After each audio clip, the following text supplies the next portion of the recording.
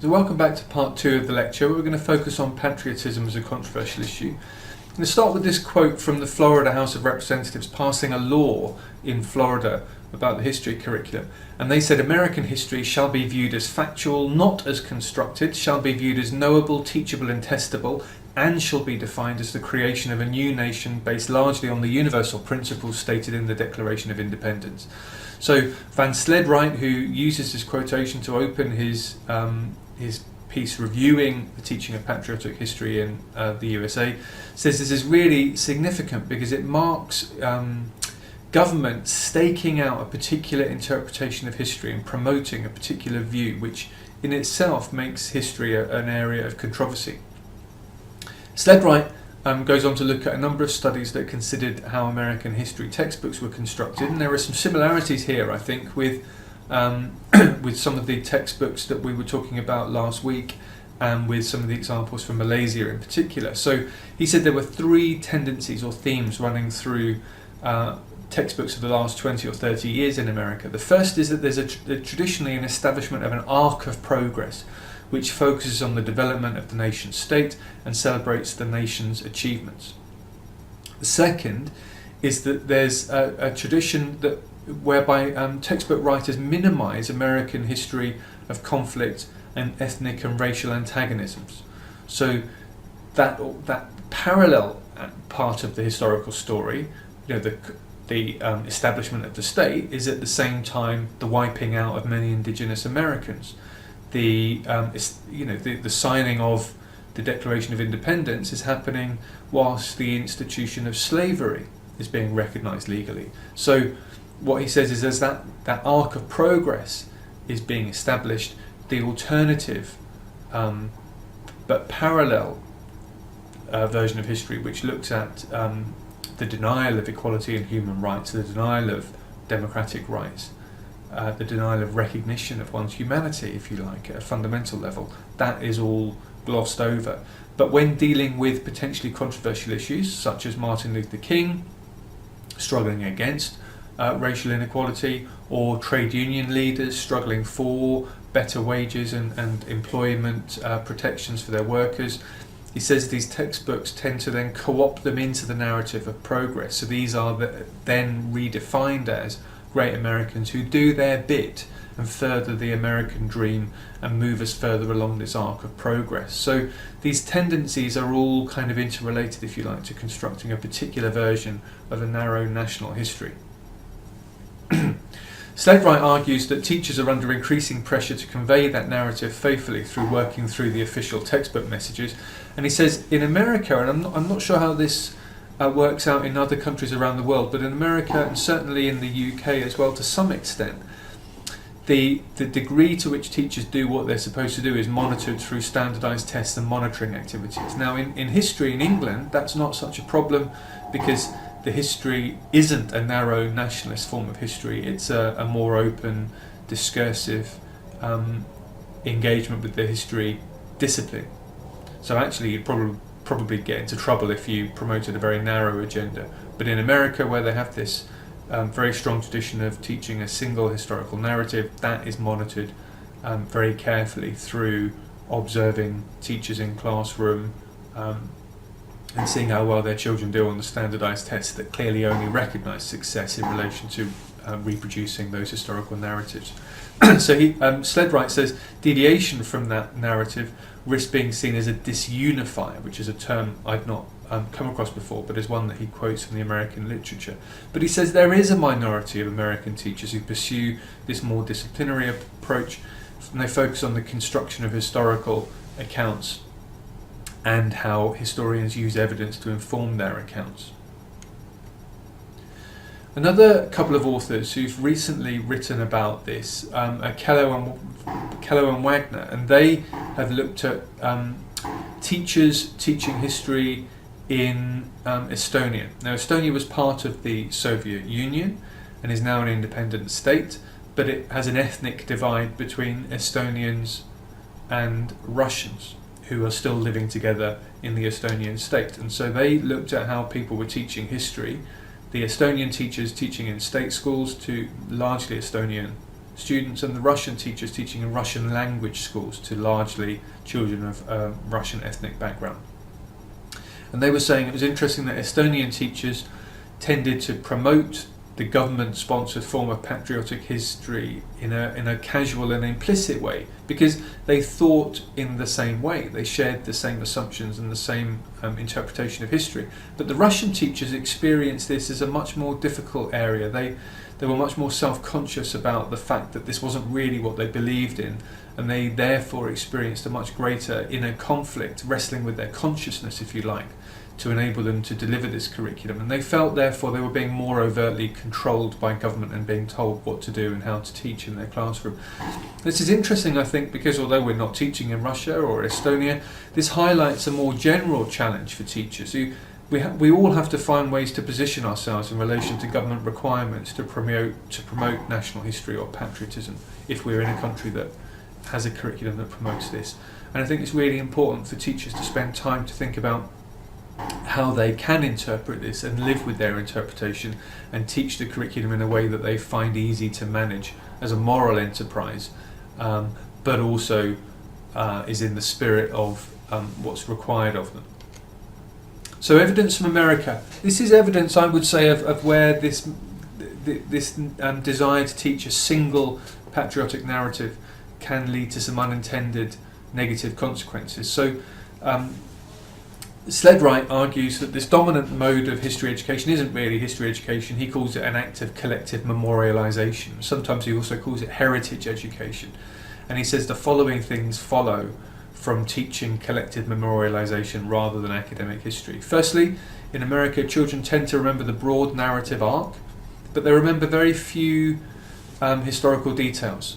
And there was some research that he was talking about where university students who are studying social sciences and history, when asked to name 10 important people, generally name with a very high degree of certainty the same 10 people. So there are some key people who are taught as the kind of the greats of the establishment of the American story, but the rest of the detail is relatively lost.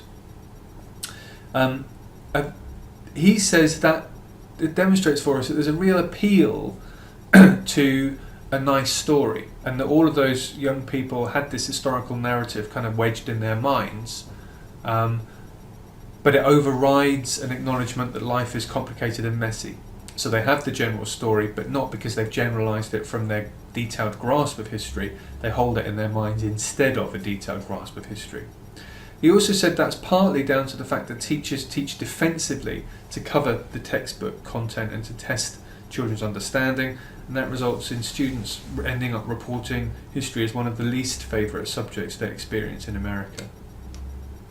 Some studies observe resistance to this narrative arc of progress, and other researchers who've gone in and looked at groups of black African American students have found that they are very critical. They recognise the imposition of this narrative arc of progress, but they also recognise there's a more nuanced and complicated history that is being talked about in their communities that's part of their heritage.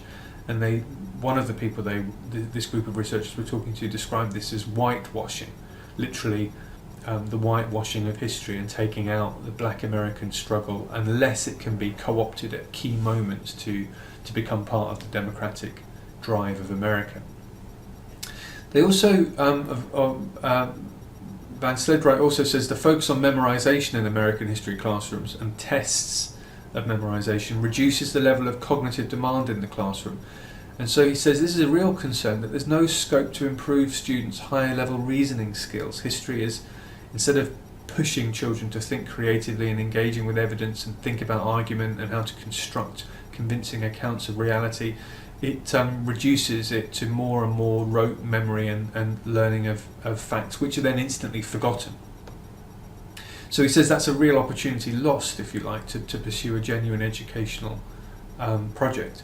And then finally points out that there's something worrying here, that if we turn children into consumers of historical accounts of others, we don't turn them into people who see themselves as the producers of historical accounts. And so he argues that feeds into a broader kind of capitalist structuring of society that we're all being educated to consume things that other people produce for us, rather than to see ourselves as active contributors and producers ourselves. So this leads some people, like Mary, to argue against patriotism as a legitimate aim in education. Mary puts it like this: that loyal patriotism may result in a myopic understanding of history, an unhealthy attitude of superiority relative to other cultures, and a coerced sense of attachment to one's homeland. So he's got these three complaints with this form of patriotic education in America: that it's a distortion of history, that it encourages a form of kind of cultural superiority, which can be very easily aligned with racism, and then also we're kind of compelling children to adopt this view. It's not freely adopted. Now, a middle way is represented by Michael Hand, who's written about patriotism as a controversial issue. Now, he says, what are the arguments for teaching patriotism through school? Because he says it's fine for schools to teach moral education and also to teach about emotions. And he says patriotism at root is love of one's country. So what's the problem with teaching, or what are the arguments for and against teaching children to love their country? Well, he says the first argument for is that it's a way of motivating citizens to contribute to the collective good, although he points out it's not the only way. Patriotism is also useful because it does form part of flourishing lives. People feel good if they feel good about the people that they live with.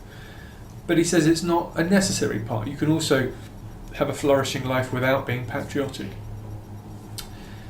Against teaching patriotism, he says patriotism may lead to civic misjudgment. So this may colour the way we see the world, and will make decisions based on a narrow, single view of the importance of our nation and our compatriots.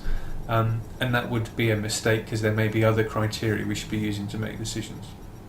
But sometimes making patriotic decisions is the right way to go. So he says there are at least two good reasons in favour and one against, but each of the reasons has to be qualified. Now he says we can't readily dismiss the arguments for or against.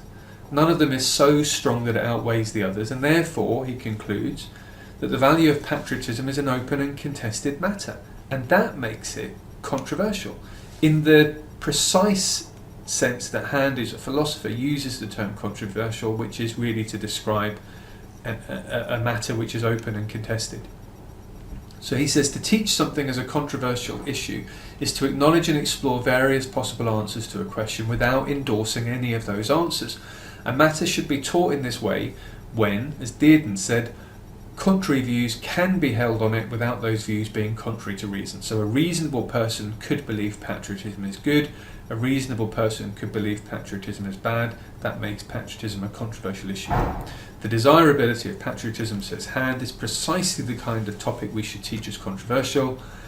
That means our responsibility as teachers is not to endorse a position in a debate about patriotism, and still less to ignore that debate. So we have to teach it, but we shouldn't be promoting it. What we should be doing is acquainting pupils as even-handedly as possible with the benefits and drawbacks of loving one's country, and then encouraging them to decide for themselves how to handle that aspect of their emotional lives. What might we be teaching then when we're engaging in this kind of area? And Zembilas has written a recent article where he talks about the critical pedagogies of emotion. He says that the most important thing for teachers when they're doing this kind of work, as promoted by Hand, is to provide a space for children to develop intense patriotic loyalties or not. Either response is legitimate, but the classroom is a space where they can rehearse and develop that, and it's a legitimate area for them to express that part of their lives. But he says we should also make sure that we stress that these are political projects, not moral and ethical projects. So children should see themselves as making political choices, not as judging others as morally inadequate because they've made an alternative choice. And as such, as political projects, we can also subject those ideas and the process of formation of conclusions to rational analysis. So this should be the object of the teacher in the classroom, where we consider the arguments around patriotism and the value of patriotism. Brown has written about this in the context of Malaysian history, and this is an interesting article that I put in the reading for this week, where they look at the government's broader attempts to promote a sense of history and then how that's translated into school history. And Brown argues that through a combination of history education and moral education in Malaysia, there's a simplistic version of citizenship which encourages young people to think about either accepting the need for Malaysian unity under the BN party in order to secure further development, or embrace ethnic identities which will lead to civil unrest, in which case the very obvious choice is you need to adopt Malaysian unity and support the kind of messages promoted by the BN party. So Brown is basically arguing that there are very kind of strong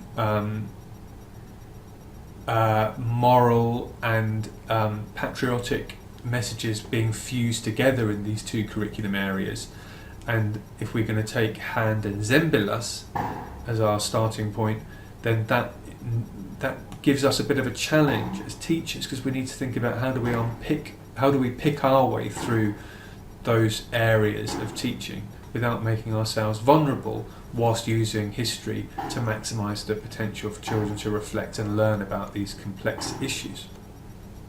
So at the very least, Brown illustrates the difficult position of the teacher in Malaysia. The teacher has to develop their own sense of identity and their own perception of that political message. Many teachers will support the message from the BN party and will support the history and moral education curricula and find there no tension at all, but they'll have to think about what to do for the students who find that difficult. Is it legitimate for the students to use the classroom, the history classroom, as a space to discuss those difficulties and those problems? Or are you going to silence them? In which case, are you going to run the risk of turning children off of history, as the research evidence suggests they have been turned off of history in America?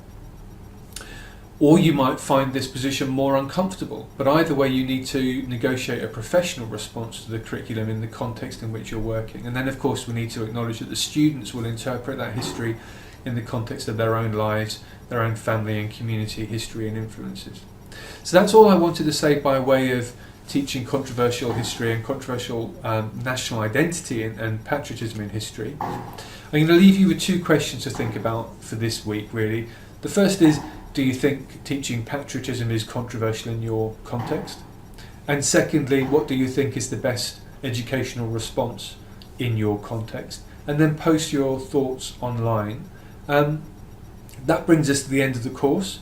I wish you well with the rest of your teaching career. It's been fascinating to read your comments and to see your thoughts develop in the assignments, and very best of luck in the future.